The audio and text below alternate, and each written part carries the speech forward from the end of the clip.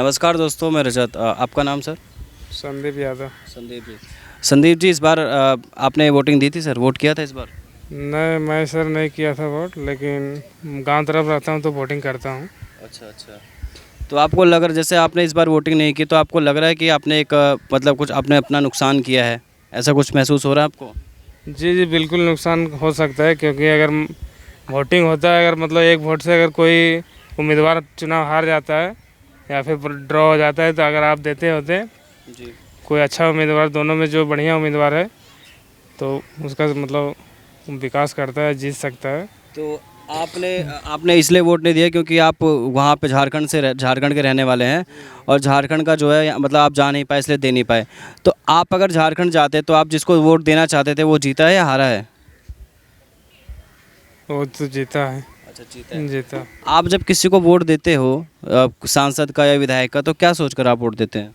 Vote हम देते हैं यही उम्मीद से कि हमारे गांव का जो बिजली पानी रास्ता वगैरह जो है सो मतलब बढ़िया होना चाहिए। जी।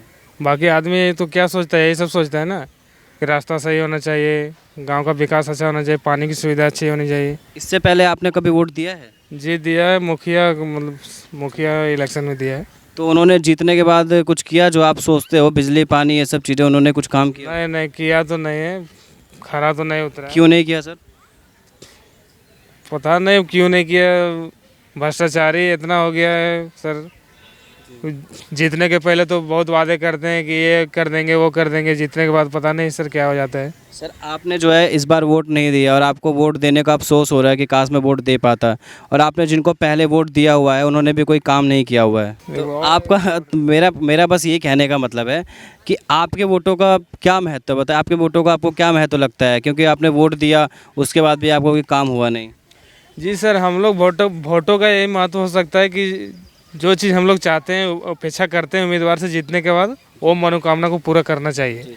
नहीं तो फिर वोट देने का कोई फायदा है भी नहीं। उम्मीदवार वो मनोकामना पूरी क्यों नहीं करते हैं, आपको क्या लगता है?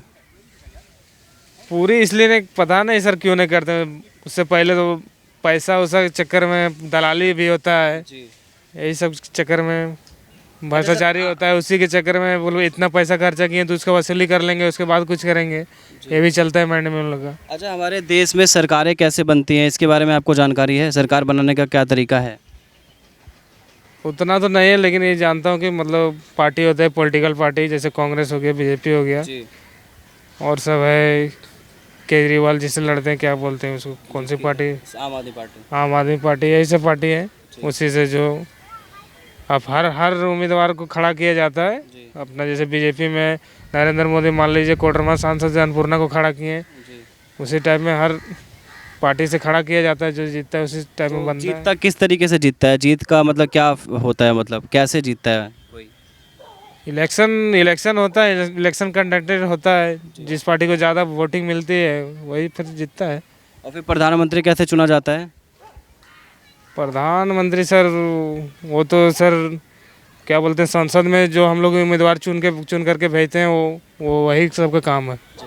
आपको लग 545 सीट होता है, 543। 543, तो वही आधा से ज़्यादा लाना टीम। आपको ये तरीका अच्छा लगता है कि आपने किसी को चुना और वो जाके प्रधानमंत्री चुन रहा है, ये तरीका आपको ठीक लग रहा है? ठीक, इसकी डायरेक्ट होना चाहिए सर, डायरेक्ट। डायरेक्ट, जैसे आप वोट हम लोग जिसको चुने वो तो हाँ, हम लोग का उम्मीद पर तो खड़ा नहीं उतर रहा है। जी। जो मतलब चाह रहे हैं हम लोग की जो सुविधा होनी चाहिए, बिजली पानी का गांव में, जी। बहुत गांव में रास्ता भी नहीं है अभी बना हुआ, आदमी को दिक्कत हो रहा है आने जाने में, उसे भी नहीं है, तो फिर जैसे आपने किसी को चुना, वो किसी से जाके मिल गया, इसके जगह डायरेक्ट ऐसा कुछ होना चाहिए, जैसे मतलब आपके वोटों से उसकी हार जीत तय हो। प्रत्यक्ष रूप से चुनाव हो सकता है सर, डायरेक्ट मतलब कंडक्ट करा के, तो वो भी अच्छा रहेगा। अच्छा, लोकतंत्र में मतदाता की ज़्यादा भूमिका होनी चाहिए या फिर सांसदों की ज़्यादा भूमिका होनी चाहिए? ज़्यादा महत्व किसका होना चाहिए? मतदाता का सर होना चाहिए।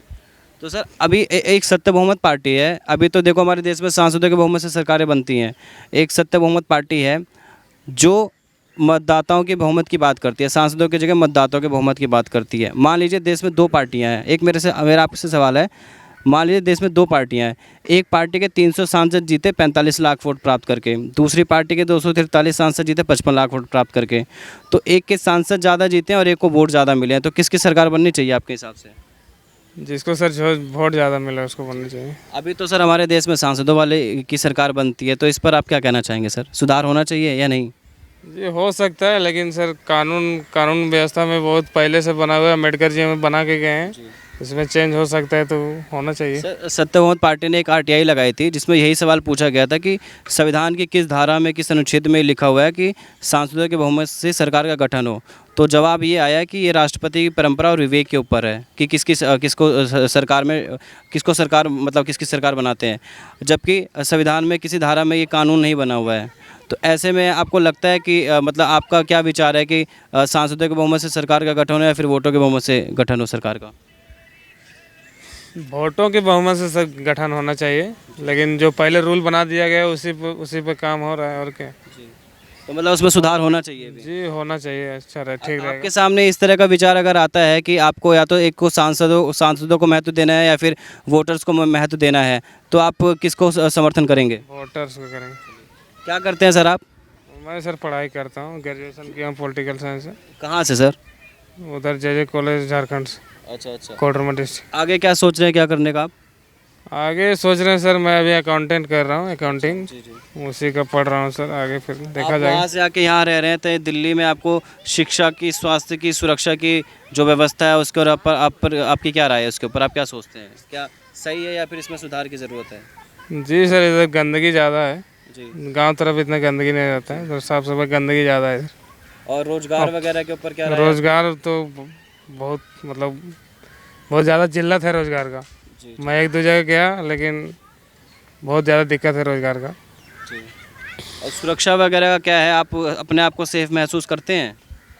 सुरक्षा में दिक्कत है, अगर कोई रात उठ कर निकल गया 10-12 बजे तो यहाँ तो फिर दिक्कत है। जी। सब चीज़ चोरी चारे मतलब करके सब निकल लेगा।